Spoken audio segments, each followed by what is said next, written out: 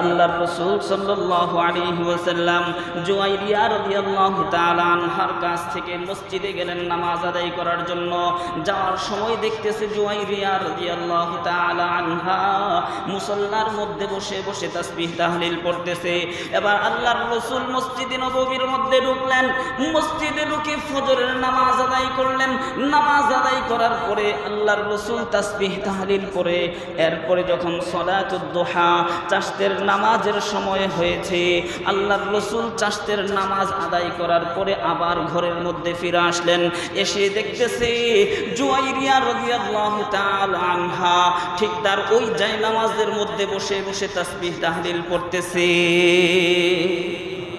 আল্লাহর রাসূল সাল্লাল্লাহু আলাইহি ওয়াসাল্লামের অভ্যাস ছিল যে তিনি ফজরের নামাজ পড়তেন, নামাজের পরে সাহাবাদেরকে নিয়ে আলোচনা করতেন, কেউ কোনো স্বপ্ন দেখেছে কিনা তার ব্যাখ্যা জানাইতেন এবং বিভিন্ন ঈমানি আমলি মুযাকারা করতেন এবং জিকির আজকার করে করে সর্বশেষ চাশতের নামাজ আদায় করার পরে আবার ঘরে আসলেন। ঘরে এসে দেখেন আম্মাজান জুয়াইরিয়া ঠিক ওই অবস্থায় আছে যে অবস্থায় আল্লাহর রাসূল ফজরের নামাজ যাওয়ার সময় দেখে গেছেন। সুবহানাল্লাহ। আল্লাহর রাসূল সাল্লাল্লাহু আলাইহি ওয়াসাল্লাম আম্মাজান জুয়াইরিয়া রাদিয়াল্লাহু তাআলা আনহাকে এই অবস্থায় বসে থাকতে দেখে প্রশ্ন করলেন, ও জুয়াইরিয়া, আমি ফজরের নামাজের যাওয়ার সময় তোমাকে যেই অবস্থায় বসে থাকতে দেখেছি, তুমি কি ঠিক একই মজলিসে এখনো পর্যন্ত বসে আছো নাকি?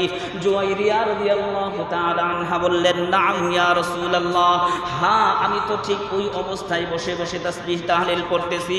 এবার আল্লাহর রাসূল বললেন, ও জুয়াইরিয়া, তোমাকে আমি এই অবস্থায় রেখে যাওয়ার পরে আমি দীর্ঘ সময় 6 থেকে 7 ঘন্টা পর্যন্ত তোমার কাছে অনুপস্থিত ছিলাম।